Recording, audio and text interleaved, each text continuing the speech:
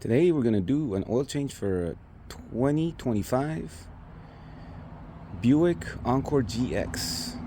Has a 2.3 liter engine, turbo, and it's a very interesting arrangement. So we're going to get to this. First of all, we're going to go ahead and open up the hood. To open up the hood latch, that's hidden right below, right here. Let's see, right here. You gotta push it and then pull it up. This one comes with a little arm, so let me just get the arm and put it right in the latch. All right, and there we have our little engine. Gonna go ahead and take off the cap. Just gonna unscrew it. I don't like to take it off, leave it off, especially if it's kind of dirty around here. Normally I'll clean this before I take it off, but I like to kind of just leave it open a little bit, and also just kind of pull up the dipstick. Just pull it up like that.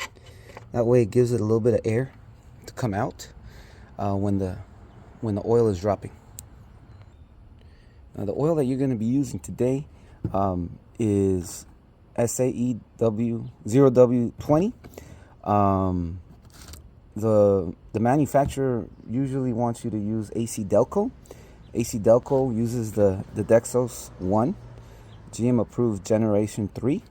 Kind of filler in there, I don't know, but that's what these cars require. So if you're not going to buy the AC Delco, make sure that it has the Dexos 1 aside from 0W20, and it's full synthetic. And I got this for these two, the oil filter right here, S4500 8XL by STP. I got it as a deal for $29.99 plus tax. And I also got this little oil filter wrench, because as you'll see, it's a little complicated to get there and to get the little strap and then work it around. So we're gonna first start with the strap, and then if I need to, I'll go ahead and use this. But this is what I saw that some people were using. So a couple things before we move forward. If you're having trouble figuring out what kind of if you have a 1.3 or 1.2, I know there's two classes of 1.2. You can find that information right here. So we jacked up both driver side and passenger. I did passenger first, and I did the driver side. And then once I get the jack stand holding onto it, I leave the jack on it just for extra support. I also, because I am doing this on an incline, I do put some bricks to kind of hold the wheel from going back. And even when I don't have these on the jack stands and I do put these bricks, my cars, I have a SUV and a truck. They don't roll backwards with these, so it should work for this little car. So there's the one that I have for the passenger. If you only have one jack stand, the one that you would need to jack up would obviously be the passenger side, because if you notice, this is the center, here's the motor, and where we're gonna mess around with is this plate right here that's closer to the passenger side. We're gonna go ahead and take these bolts out. I believe they're 8 millimeters. So let's go ahead and do that. All right, here we go.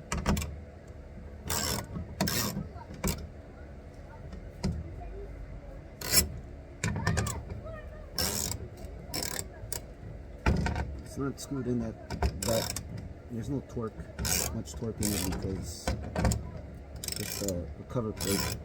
It's very light.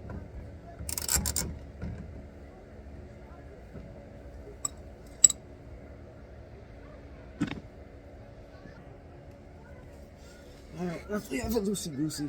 I just like to switch out to my the other way. ratchet.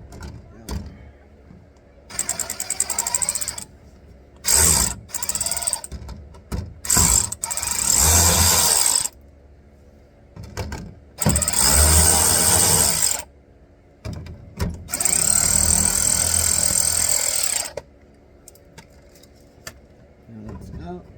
Just slide this out. See, it's got this thing that kind of comes in, and then this one goes. And secure it. Take it out. Now we have access to the oil filter, and this is actually the drain plug. And the drain plug, I believe, is a 1/2 inch. No, not 1/2 inch. So 3/8. Yeah, it's 3/8. 3/8 fits in there, and we're gonna unplug it too. Okay. So one thing about this drain plug, it literally it's almost, I think you turn it 90 degrees, and it comes off. You gotta push it, turn it, and you see these little things right here. So you just have to bring it up to here, and then it comes down. And it's plastic. It's made out of plastic, so it looks kind of oily there. We're gonna clean it up, and then we're gonna put it back before we put it back. But just to let you know, there's no torquing in this, because it's literally this clip will be right here. You put it in, and then you push, and then you turn it there, and then that's it. So right now, as soon as I take it off, it should start flowing really fast. Okay. All right, let's get to it.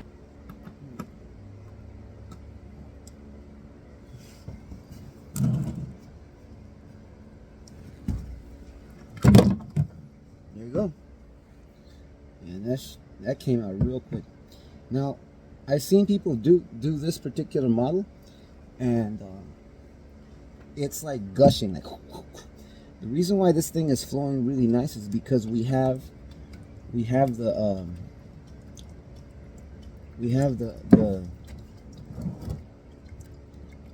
drain.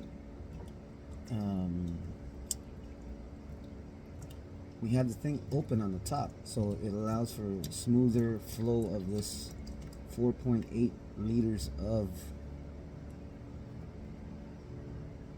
oil. Look at that. That's crazy. That is crazy. And that drank pretty quickly. Okay, so we have this thing right here, and so just kind of hold it a little bit, and then boom, it comes out easy. Just a little weird. Oh, once it's loose, you go ahead and move the pan a little bit back underneath and start unscrewing by hand. Normally, I am wearing gloves, but I said screw it. Today I'm gonna get dirty. There you go. That's how you take that thing off.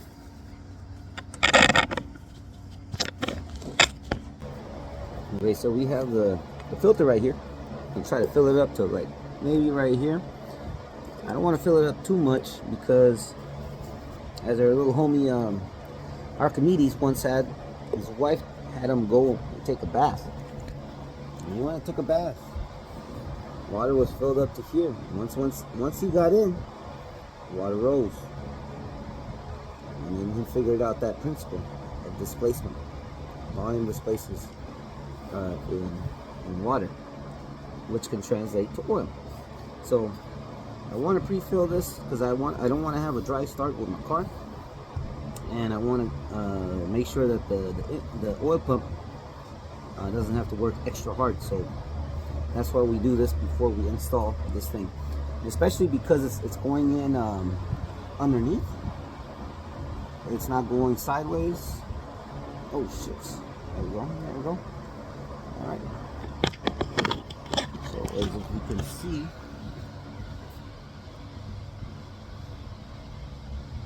there's oil in there. I'm gonna fill it up just a little bit more. I don't want it to get too crazy.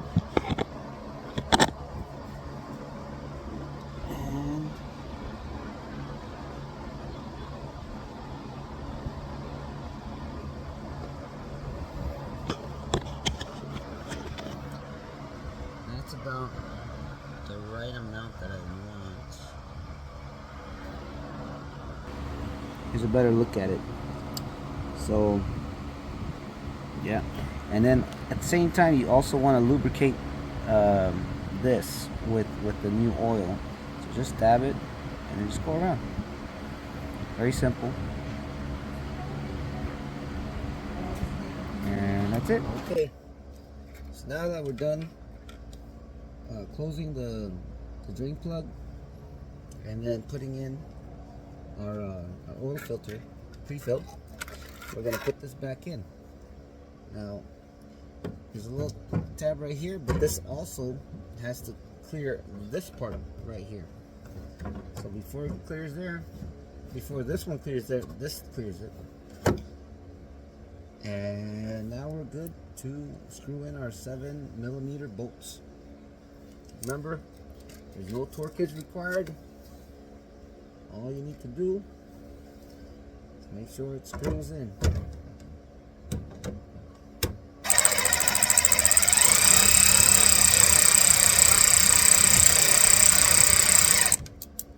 Okay, that didn't screw. So let me get a little bit in here. See what's going on. Maybe it's not aligned.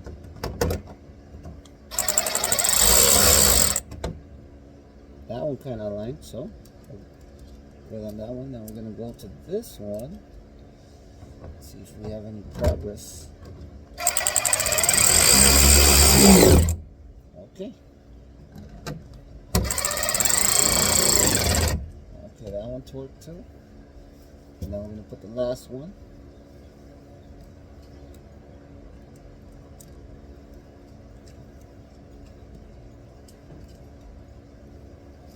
There it goes. Gosh.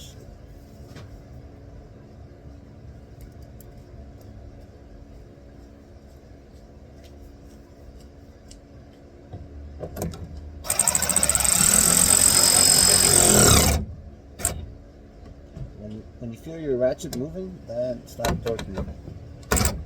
Yeah, that's good. That's good too. So now comes the fun part. The easy part is just filling the oil. This one takes 4.8 liters of.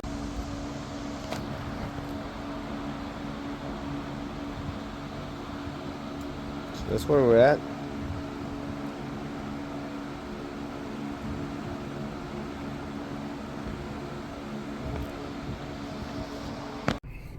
So a little bit about this: after you do your oil change, you need to reset it. So you're gonna go to the maintenance, right? And once you're in the maintenance, we're gonna go to gauges. We're gonna swipe, or no maintenance. Actually, we stay at maintenance. We're not at brake pads.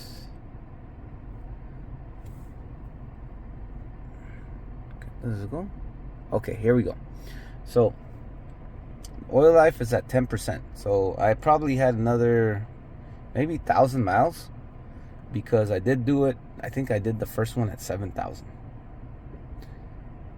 And so right now I'm barely at 7,000. So I still probably had another 500 miles. But I did it anyways. I like the viscosity that came out when it was coming out. I could see through it. Sometimes when I change oils, sometimes they're black. You can't really see through it. If you could see a little bit of red, I think that's good. Also, so you know, click on the oil life, whatever here, the oil life. Click on it, and you're gonna hit reset. And it's going to ask you, are you sure? This will reset your oil life status to 100%. Only reset if you've recently changed your oil. You cannot undo this action. And I think this also records it in the system that you've done this at certain, what is it? Come on, 14,062 miles. I think it does it, but what I do is I keep a paper trail. So I have a photocopy of the receipt, and then I put the mileage and the date that I did it, which is the same date that I bought the oil. So I'm gonna go ahead and hit reset, and boom. Now your the computer knows that you've already reset it, and you're good to go. Next thing I'm gonna do, I'm gonna probably do this next week, is the engine air filter. I'm gonna do a reusable one, which is a little bit more expensive, and supposedly it gives you a little bit more life. And then I'll go over everything that pertains to that install, because it's not just 4 bolts that you're taking off. You got to take off a couple things. It's not that much, but you'll be able to do it. Anyways, I hope you liked the video. Yeah. Thank you.